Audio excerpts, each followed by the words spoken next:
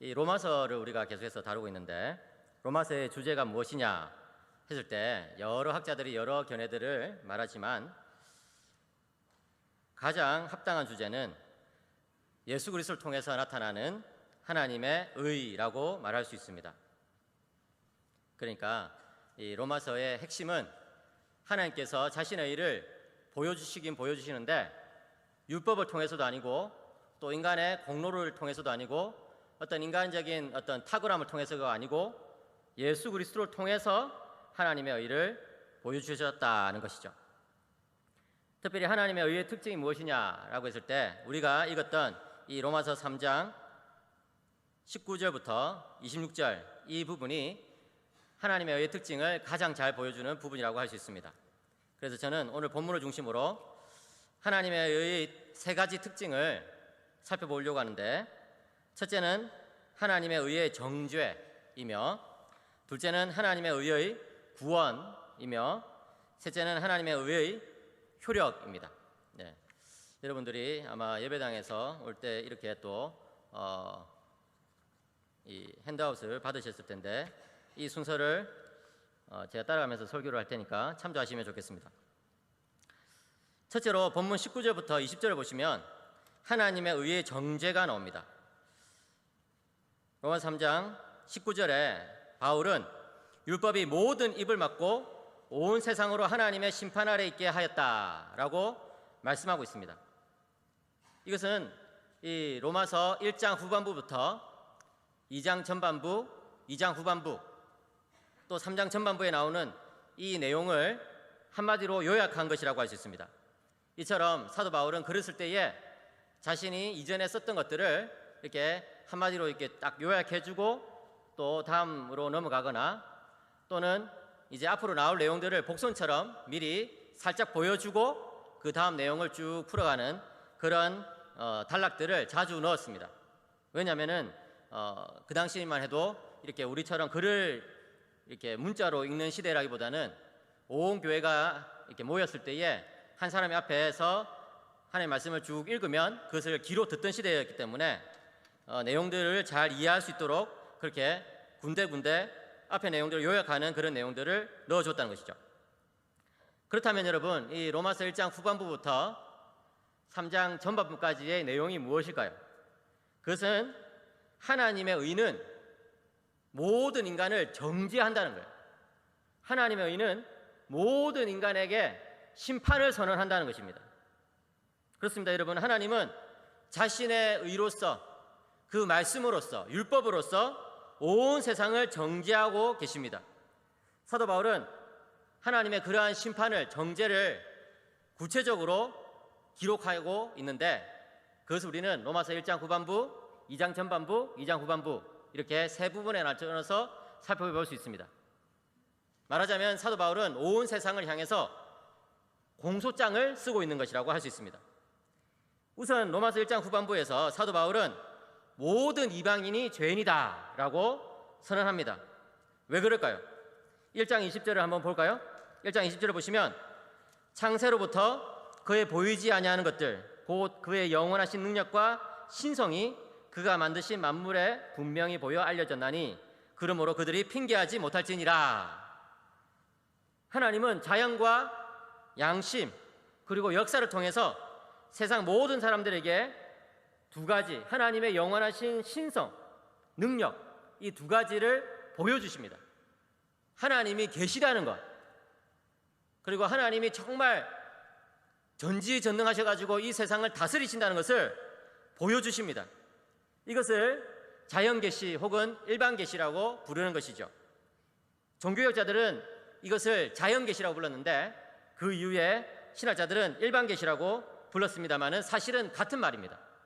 뭡니까? 하나님께서 이 자연과 인간의 양심과 역사를 통해 가지고 하나님이 살아계시고 하나님이 능력이 많으신 분이시라는 것을 보여주고 계시다는 것이죠.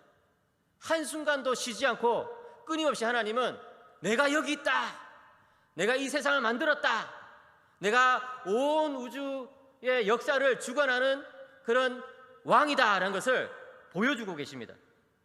그런데 이것에 대해서 이방인들은 어떻게 반응합니까? 1장 21절을 보십시오. 하나님을 알되 하나님을 영화롭게도 아니하며 감사하지도 아니하고 오히려 그 생각이 허망하여지며 미련한 마음이 어두워졌나니. 세상 사람들은 이 자연 계시가 온 우주에 가득함에도 불구하고, 심지어 자기 양심이 그것을 말해줌에도 불구하고 그것을 억누르고 그것을 거부해버립니다. 하나님이 없다고 그런 것이죠. 죄 때문에 하나님에 대해서 알고 싶은 생각도 안 드는 거예요. 그 결과 그들은 어떻게 살아갑니까? 1장 23절입니다. 썩어지지 아니하는 하나님의 영광을 썩어질 사람과 새와 짐승과 기어다니는 동물 모양의 무엇으로? 우상으로 바꾸었느니라. 한마디로 말해서 이방인들은요, 죄인입니다. 왜요? 하나님을 거부하고 우상 숭배에 빠져버렸기 때문에 그런 것입니다. 여기 보시면 하나님의 영광을, 그 하나님 그 자신을, 하나님의 그 본체를 썩어질 그런 형상으로 바꿔버렸다는 거예요. 어떤 형상으로? 사람과 새와 짐승과 기어다니는 동물 모양의 그 우상들로 바꿔버렸다는 것이죠. 여기 보시면 사도 바울이 사람에서부터 출발해가지고 쭉 밑으로 떨어지면서 기어다니는 동물까지 하나씩 하나씩 묘사해주고 있는데, 이것은 하나님을 떠난 인간의 지위가 그렇게 점점 이렇게 추락하고 있는 모습을 이 그림처럼 보여주고 있는 것입니다. 네.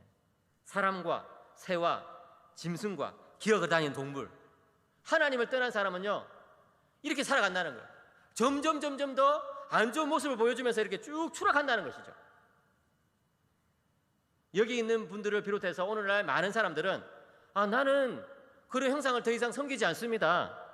나는 새의 형상이나 짐승의 형상에 앞에서 그렇게 절하고 이렇게 하지 않습니다. 저는 그런 미신을 믿지 않아요 라고 말하는 사람들이 많을 것입니다.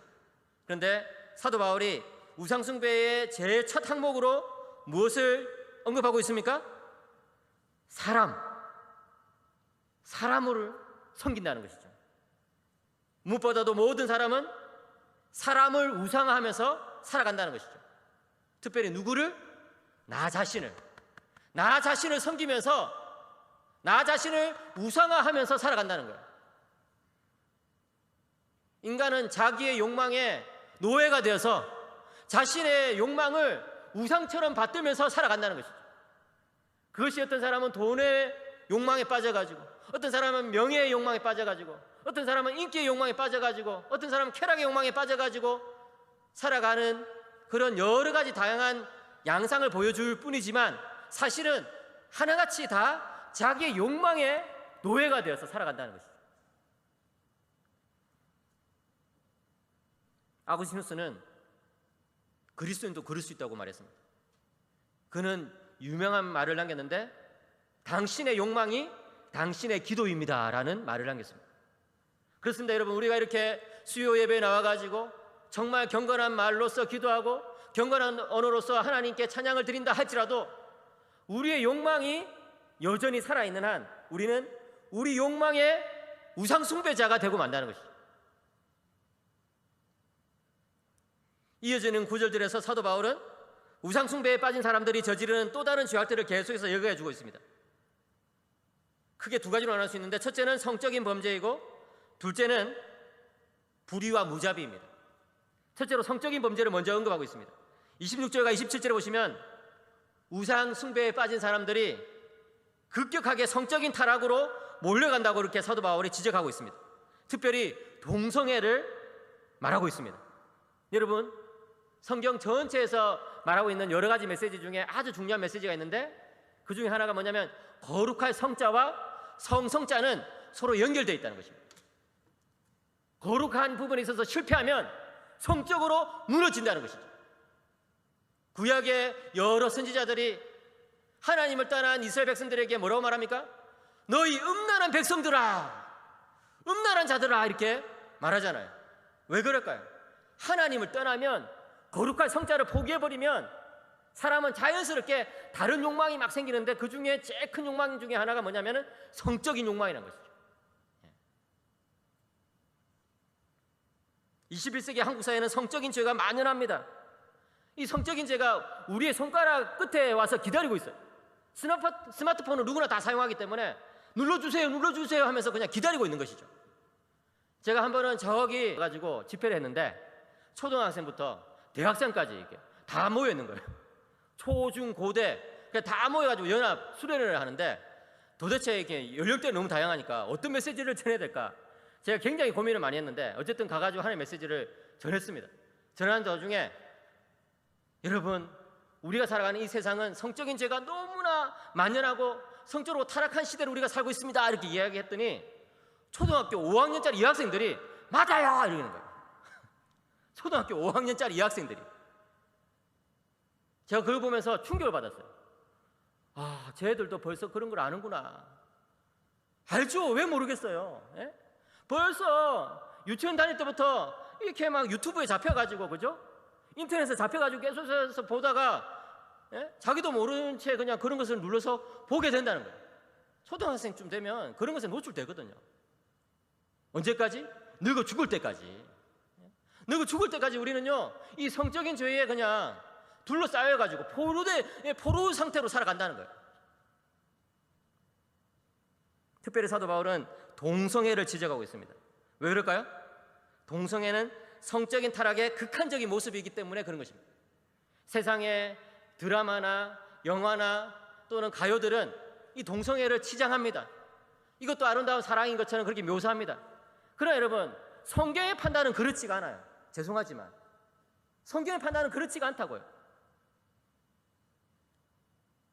동성애가 왜 나오느냐 했을 때 사도 바울은 하나님을 떠나서 우상 숭배에 빠진 인간들이 성적인 죄에 몰입하다가 그 극단에 부딪힌 것이 동성애라는 것이죠. 실제로 여러분, 제가 몇 년 전에 국민일보의 백상기 기자라는 분을 만난 적이 있는데 그분이 수년 동안 동성애자들을 직접 만나가지고 취재 활동을 벌인 그런 분이었는데 그분과 제가 대화하는 가운데 그분이 그런 이야기를 하는 거예요. 정말 성경이 맞다는 거예요. 진짜 자기가 수년 동안 수많은 동성애자들을 만나서 이야기해 보니까 실제로 그 사람들이 동성애에 빠지는 것은 다른 것이 아니라 자신의 성적인 욕망 때문에 그렇다. 그리고 그 말로는 너무나 비참하다. 하나님께서 뭐라고 말합니까? 그들을 내버려 두신다는 거예요. 그 기자님에 따르면요, 이 동성애자들은 한 50쯤 되면요, 이제 이 다른 동성애자들이 쳐다보지 않는다는 거예요. 이 성적인 그런 관계를 통해서 만나는 그런 사귐이기 때문에 이제 성적인 부분에 있어서 뭐 이제 더 이상 매력이 없으면 만나주질 않으니까 이제 나이가 이제 40대 후반 50대 되면요, 굉장히 우울해진다는 거예요. 그래서 동성애자들 가운데 우울증에 걸린 사람들이 보통 사람들보다 훨씬 더 많고 자살률이 보통 사람들보다 더 높다는 거예요. 하나님께서 내버려 두시는 것이죠. 특별히 사도 바울은 여기서 남성 동성애보다 여성 동성애를 먼저 언급하고 있습니다. 왜 그럴까요? 그만큼 인류가 뒤집어졌다는 거예요. 보통 우리가 생각할 때 여성들이 더 성적으로 순결하다 이렇게 생각하지 않습니까? 그런데 사도 바울은 그걸 뒤집어 가지고 오히려 여성들의 동성애를 먼저 언급하고 있습니다. 세상이 그만큼 뒤집어졌다는 거예요. 그뿐만이 아닙니다, 여러분. 두 번째로 하나님을 떠난 이방인들은 어떤 죄에 빠집니까? 29절부터 31절에 이방인들의 죄가 쭉 열거되고 있어요. 다 언급하진 않겠지만 이렇게 여러 가지 죄의 목록이 쭉 열거되는 것을 우리는 파라이네시스라고 부릅니다. 파라이네시스. 예.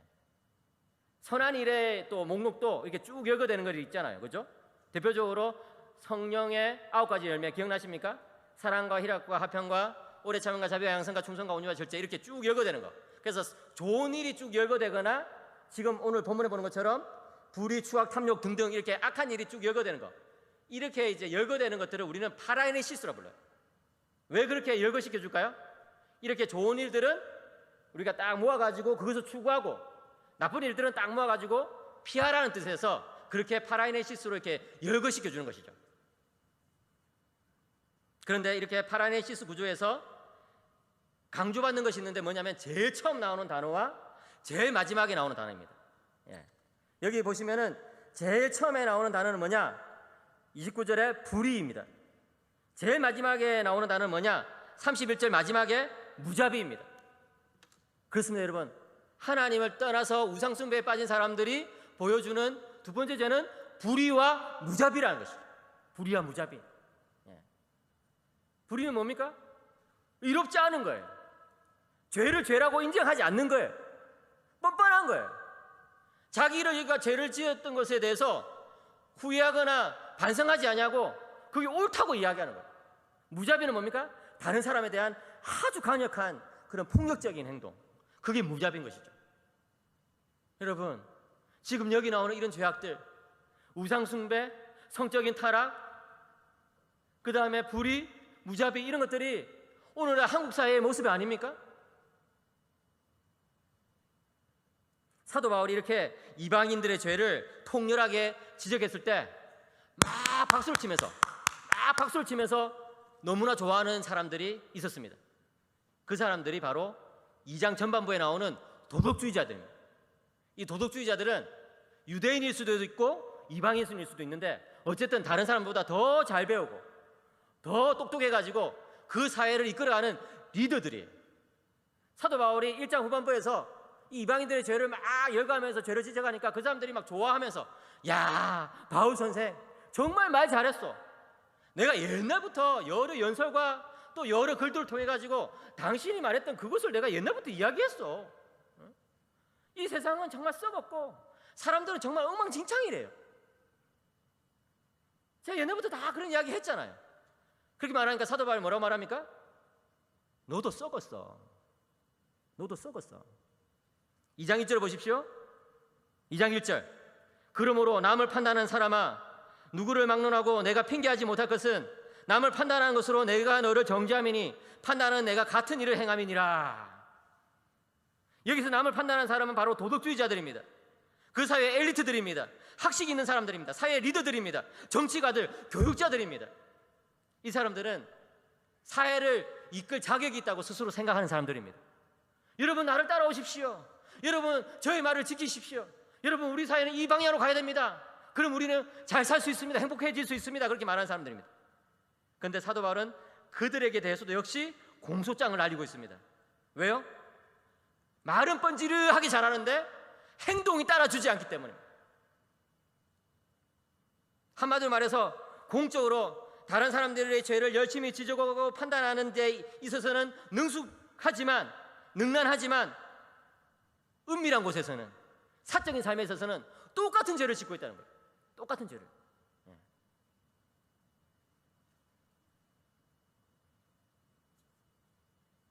정치가들을 한번 생각해 보십시오. 겉으로는 막 정말 화려한 수사법으로 정말 굉장히 사람들에게 인기를 얻고 우리 사회가 이렇게 변화되어야 된다고 그렇게 주장하는데 사실은 어떻습니까? 그렇지 않다는 거예요. 자기의 개인적인 삶에 있어서는 그렇지 않다는 거예요. 작년에 지식인들이, 교수들이 뽑은 이 사자성어 중에 제일 1위가 아시타비였어요. 아시타비. 나는 옳고 너는 틀렸다. 우리 사회가 그런 사회라는 거예요. 겉으로 봤을 때는 나는 옳다 막 이렇게 이야기하지만, 너는 틀렸다 이렇게 이야기하지만 사실은 뭐예요? 뚜껑 열어보면 자기가 틀렸어요. 자기가.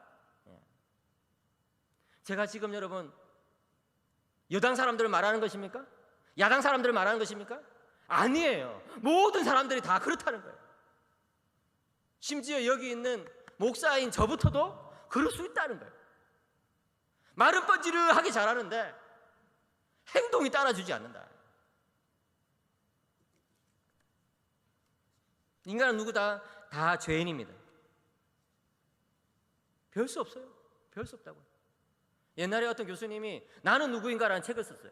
제가 그래서 그 책을 딱 사서 책상에 또 꽂아놨는데 이제 읽지를 못했습니다.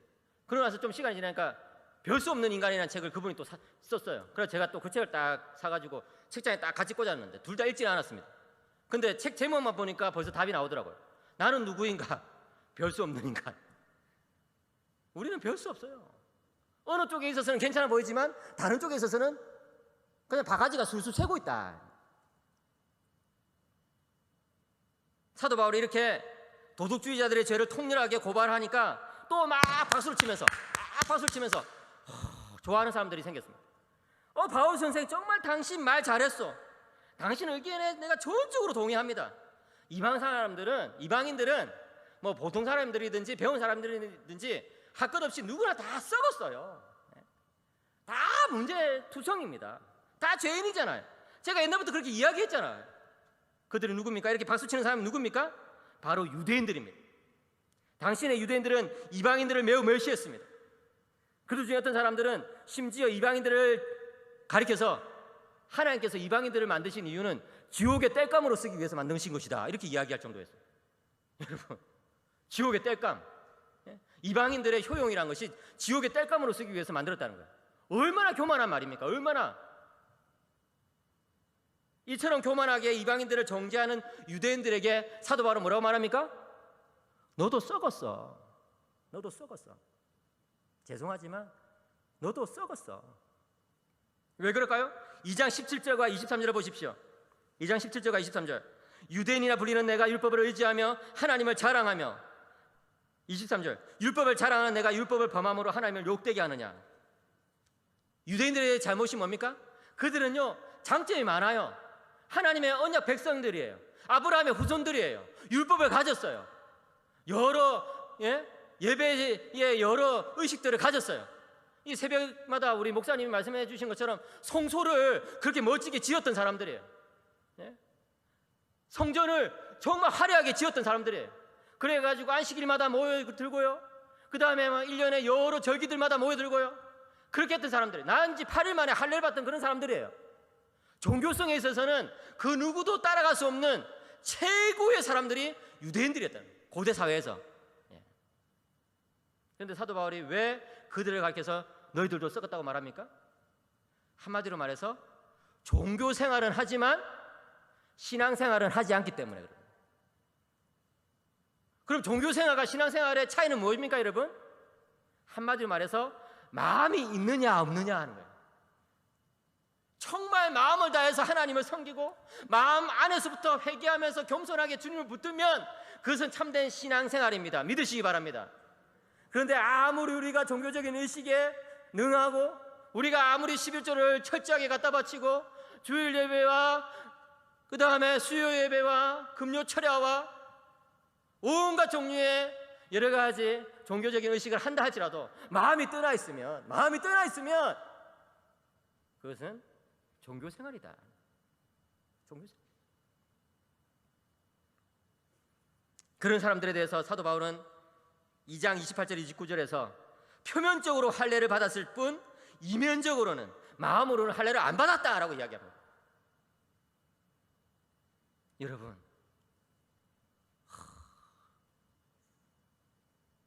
수요예배에 와가지고 지금 은혜 받으려고 이렇게 앉아 있는데 지금 메시지가 너무 무겁죠?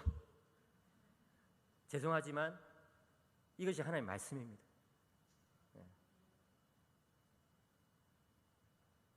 우리는 예외입니까? 우리는 예외입니까? 이방인들만 우상숭배에 빠져 살아가고 성적인 죄에 빠져 살아가고 불의와 무자비에 휘둘리면서 살아가고 있습니까? 우리는 예외입니까? 우리는 말은 뻔지르하게 잘하는데 행동은 따라주지 않는 그런 삶을 살고 있지는 않습니까? 여러분, 우리는 예외입니까? 유대인들처럼 막 종교생활은 열심히 하는데 신앙생활을 하지 않는 그런 사람들 아닐까요? 하나님은 그런 사람들에 대해서 뭐라고 말합니까? 3장 10절. 기록된 바 의인은 없나니 하나도 없으며. 의인이 없다는 거예요. 의인이 없다는 거예요.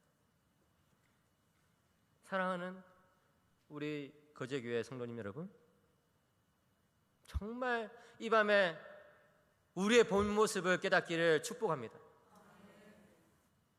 헤르만 바빙크라는 신학자는 죄를 모르는 사람은 아무것도 모르는 것이다 라는 말을 남겼습니다. 우리의 본 모습이 이토록 죄로 얼룩져 있다는 것을 깨닫는 사람만이 예수 그리스도를 통해서 나타난 하나님의 의를 갈망하게 되는 거예요. 사랑하는 거제가족 여러분, 혹시나 여러분들 가운데 나는 그래도 뭔가 좀 괜찮은 사람이지라고 생각하는 사람이 있습니까? 여러분들 가운데 나는 그래도 하나님 앞에서 뭔가 좀 내세울 게 있는 사람이지라고 생각하는 사람이 있습니까? 이 밤에 여러분들의 마음이 하나님 앞에서 낮아지시기를 바랍니다.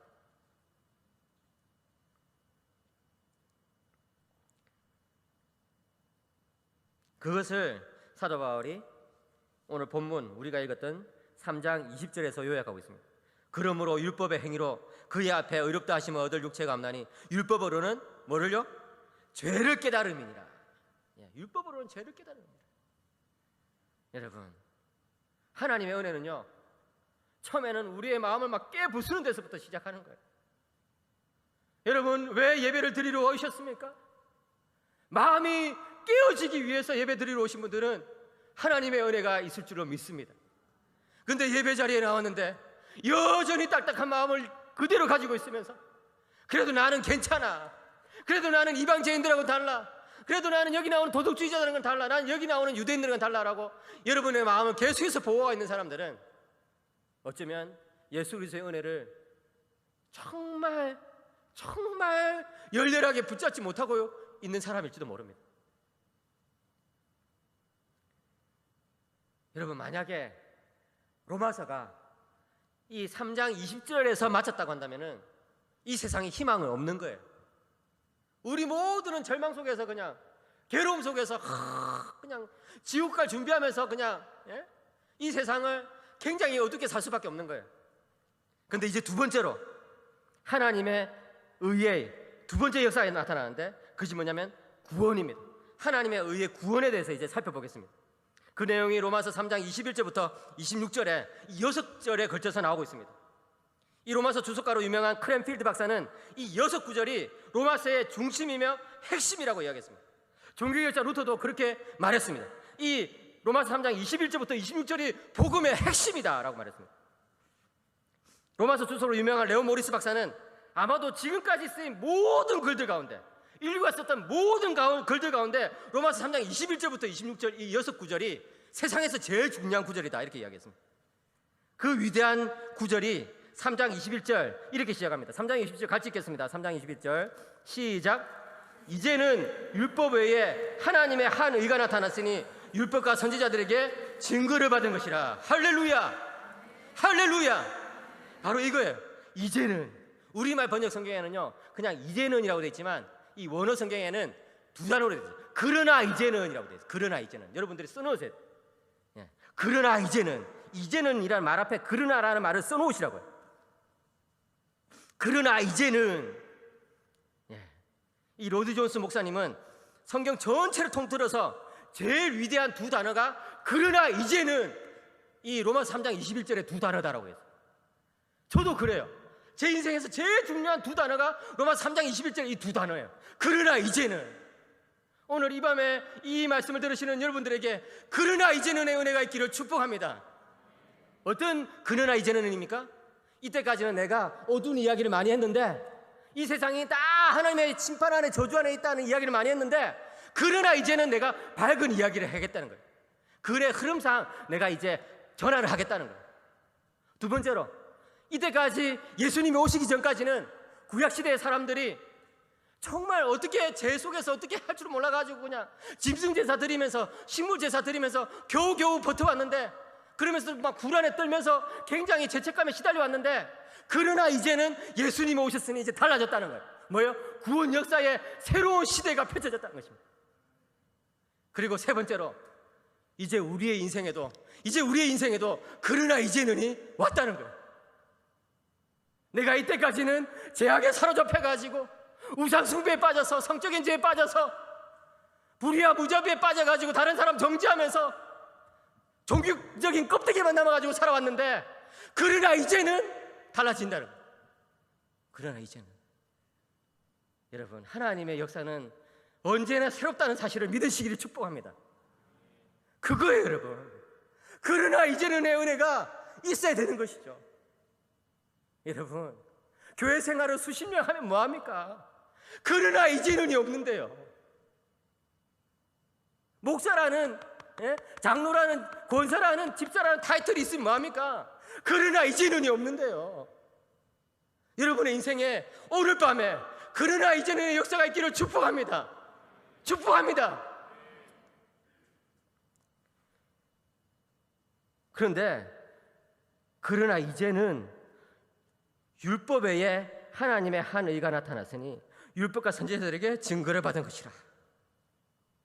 도대체 유대인들의 사고 구조 속에서는요, 이게 이해가 안 돼요. 유대인들의 사고 구조 속에서는요, 어떤 사람이 의로운 사람일까요? 우리 여기 찬양대원들 말을 해보세요. 유대인들의 사고 구조 속에서는 뭘 지키는 사람이 의로운 사람이다? 율법을 지키는 사람이 의로운 사람이다. 그렇잖아요. 유대인들은요, 난지 8일 만에 할례를 받고, 왜요? 율법을 지켜야 되니까. 안식일에 막 수십 가지 조항들을 만들어가지고 그거 지키고, 그냥 율법을 지켜야지 의로운 사람이에요. 그런데 그러나 이제는 하나님의 하얀 의가 나타났는데 율법 외에 나타났다는 거예요. 율법 외에.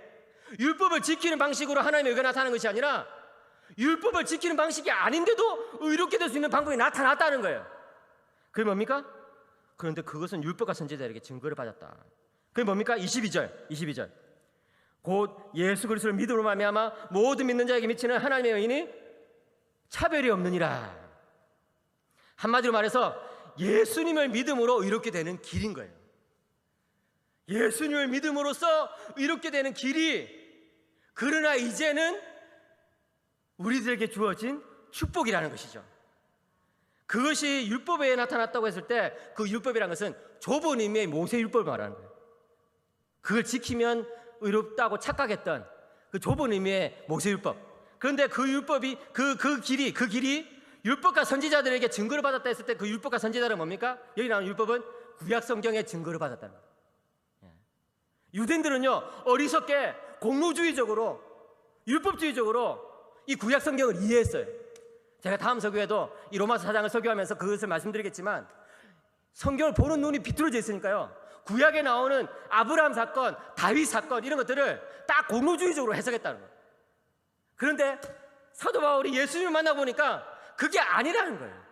아브라함이 의롭게 된 것도 예수님 때문에, 하나님에 대한 믿음 때문에 의롭게 된 것이고, 다윗이 의롭게 된 것도 장차 오신 메시아를 믿었기 때문에 의롭게 됐다는 거예요. 그게 뭐예요? 율법과 선지자의 증거를 받았다는, 구약 성경의 증거를 받았다. 23절, 모든 사람이 죄를 범하였으며 하나님의 영광에 이르지 못하더니, 뭡니까? 로마서 1장 후반부부터 2장 전반부, 2장 후반부, 3장 전반부에 이르는 이 모든 정말 비참한 상태.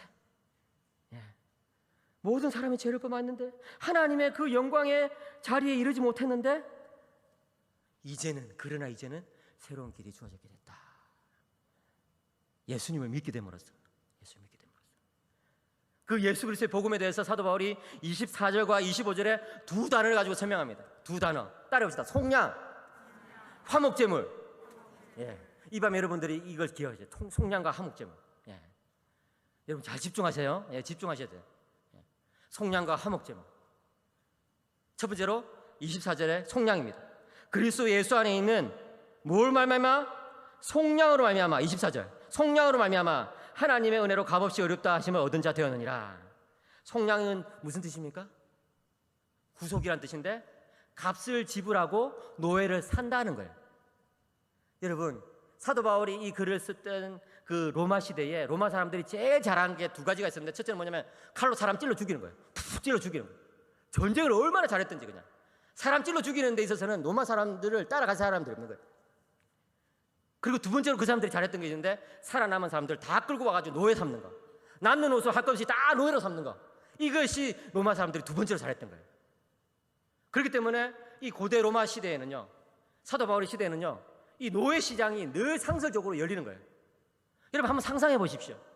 여러분들 그 시대에 전쟁의 포로가 돼가지고 지금 노예 시장에 서 있다고 한번 상상해 보세요.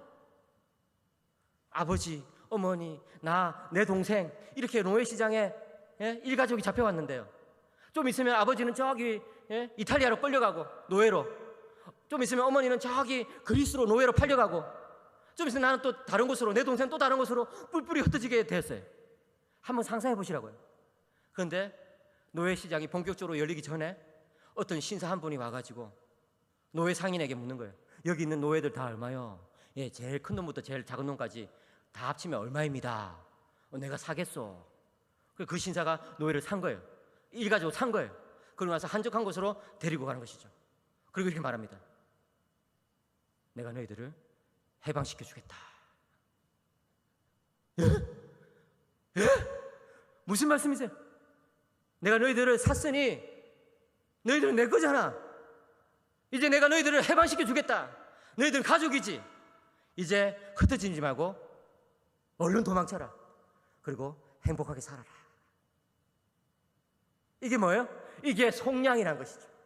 그렇습니다, 여러분. 인간은 나면서부터 죄와 사망과 사탄의 노예로 태어난 것입니다. 그런데 예수 그리스도께서 그 피값으로 우리를 사셨습니다. 그리고 우리를 죄와 사망과 사탄의 노예로부터 해방시켜서 죄 대신의 의를, 사망 대신의 생명을, 사탄 대신의 성령을 우리들에게 주셨습니다. 믿으시기를 바랍니다. 그것이 바로 속량입니다. 그걸 믿으면 의롭게 된다. 두 번째로 25절 같이 읽겠습니다. 시작. 이 예수를 하나님이 그의 피로써 믿음으로 말미암는 화목제물로 세우셨으니 이는 하나님께서 길이 참으시는 중에 전에 지은 죄를 간구하심으로 자기의 의로우심을 나타내려 하심이니. 여기 나오는 이 화목제물은 여러분들의 이 핸드아웃에 나오는 것처럼 헬라어로 힐라스테리온이라고 해요. 힐라스테리온. 이 힐라스테리온이라는 단어는 두 가지 의미가 있는데요.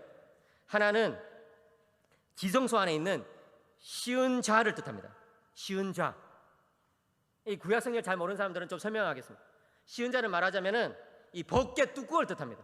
벗개를 잘 모르는 사람들은 이 지금 우리 이 새벽기도 때 이제 목사님께서 또 출애굽기를 설명하셔가지고 이게 짝이 맞아 떨어지는데 이 지성소 있잖아요. 지성소, 그죠? 지성소에 딱 이제 들어가면은 거기 벗개가 있잖아요. 아시죠, 여러분? 다 아시죠? 마 안다고 하이소. 오늘 새벽에 목사님이 그냥 지성소에 벗개가 있잖아요. 벗개 안에 뭐예요? 이 만나 같은 항아리, 그다음에 아론의 쌍난 지팡이, 그다음에 그 언약의 두 돌판 이런 게 있잖아요, 그죠? 그 벗개 뚜껑이 뭐냐면 힐라스테리온이라는 거예요. 예수님이 우리의 힐라스테리온이라는 대신하는 것은 뭐냐면은 구약을 상징하는 그 만나, 율법, 아론의 쌍난 지팡이, 그런 기적들, 이런 것들 다 뛰어넘는 은혜를 우리들에게 주신다는 것입니다. 할렐루야. 그게 예수님이 우리의 힐라스테리온인데 쉬운 자가 되십니다. 근데 그런가 하면 이 힐라스테리온이라는 단어는 두 번째 의미가 있는데 그것이 오늘 우리의 그 한글 성경에 번역되어 있는 거예요. 그 뭐예요? 화목제물이에요. 화목제물. 여러분, 죄는 분열을 일으킵니다. 죄는 인간과 인간 사이를 갈라놓습니다. 죄는 인간과 자연 사이를 갈라놓습니다. 죄는요, 모든 것을 찢어놓습니다. 특별히 죄는 하나님과 우리를 찢어놓습니다. 그런데 그 찢어진 관계를 우리가 먼저 나서서 회복할 수 있습니까? 할 수 없다 하는 거예요. 왜? 인간은 죄인이기 때문에 하나님께 나아가면 죽거든요. 거룩하신 하나님 앞에 우리는 나갈 수가 없는 거예요. 무엇보다 우리는 나가고 싶은 마음이 생기질 않는 거예요. 왜? 본성이 비틀어져 버려가지고 하나님 없이 살 수 없음에도 불구하고 하나님 없이 살 수 있는 것처럼 착각하거든요. 그런 우리들을 위해서 예수님께서 화목제물이 되셨다. 힐라스테리온이 되셨다. 뭘로요? 그 피로써. 여기 이 쉬운 자라는 이 이미지와 이 화목제물이라는 이 이미지 둘 다 공통되는 것이 뭡니까? 바로 피예요. 피. 왜? 쉬운 자에도 1년에 한 번씩 대제사장이 대속죄일에 피를 뿌리거든요. 피를 막 뿌려요. 사정없이 막 피를 뿌린다고. 화목제물은 뭐예요? 짐승의 피를 막 흘리는 거예요. 짐승의 피가 막 흘려질 때 그때 하나님과 우리 사이 관계가 회복된다는 것이죠. 그것이 무엇을 보여주는 것입니까? 무엇을 상징하는 것입니까? 무엇을 예표하는 것입니까? 바로 십자가에서 예수 그리스도께서 흘리실 그 피를 미리 보여주는 것이죠. 사랑하는 거제가족 여러분, 사랑하는 성도 여러분, 그 피로 말미암아 우리가 하나님과 화목되었다는 것을 믿으시기를 바랍니다.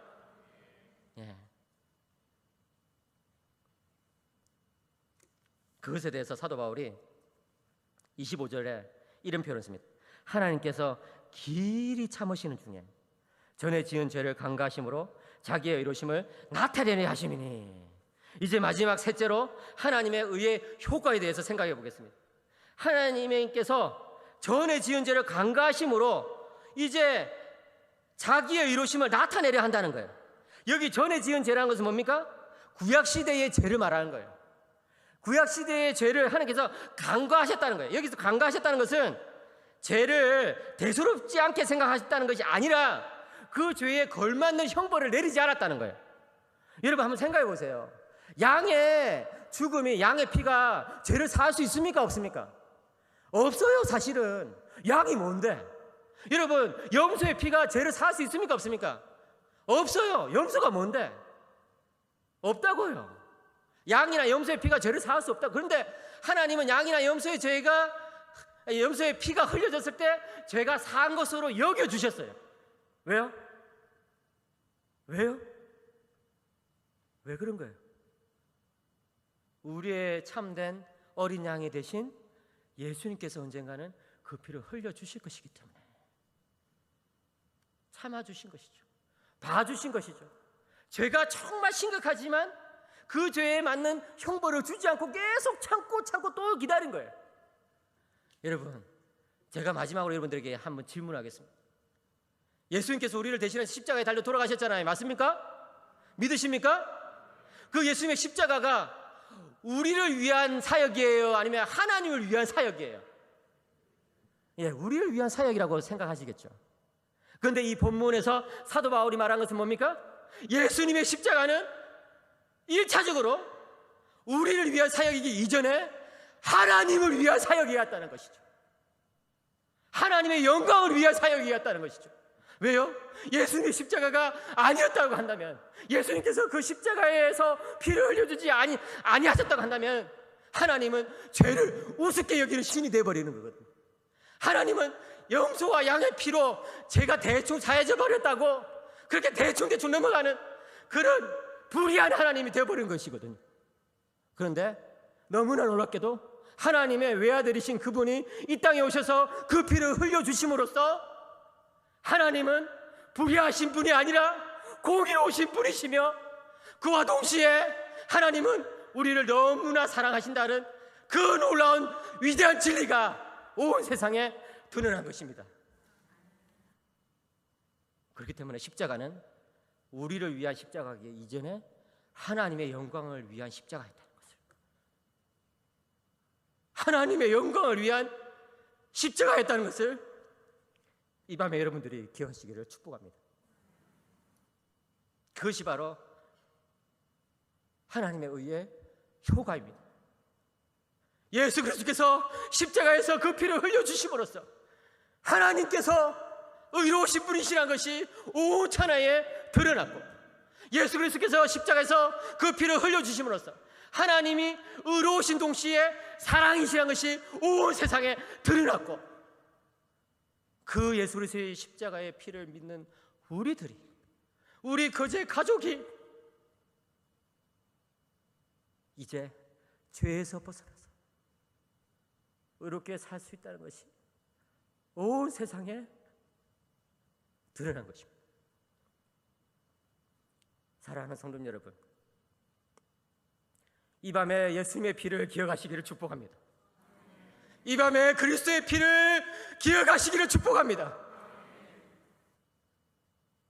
교회는요, 예수님의 피가 끊임없이 흘러야 돼요. 그 피가 막히면 죽습니다. 여러분, 지금 백신을 맞다가 죽는 사람들이 나타나잖아요. 왜 그래요? 혈전이 생겨서 그렇다. 혈전은 뭐예요? 피떡이에요. 피떡. 피가 뭉쳐가지고 뇌에, 심장에 박혀버리니까 피가 더 이상 돌지 않거든요. 그러니까 어때요? 죽는 거죠. 죽는 거죠. 교회도 마찬가지입니다. 우리 거제교회가 지난 70년 동안 예수 그리스도의 피가 계속해서 흘렀다는 것을 믿으시기를 축복합니다. 그러나 지난 70년 동안 흘렀던 그 피가 혹시나 나의 죄로 인해서, 혹시나 나의 불신앙으로 인해서 막히게 된다면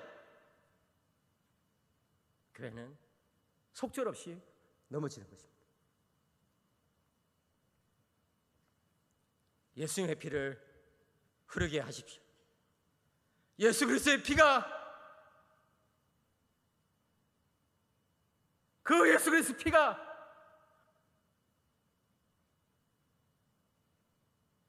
우리를 위한 속량을 값을 지불하신, 우리를 위한 화목제물이 되어주신, 쉬운 자에 뿌려주신 그 예수 그리스도의 피가 이 밤에 여러분들의 가슴에, 온 교회 위에 계속해서 흘러넘치시기를 주 예수님의 이름으로 간절히 축복합니다.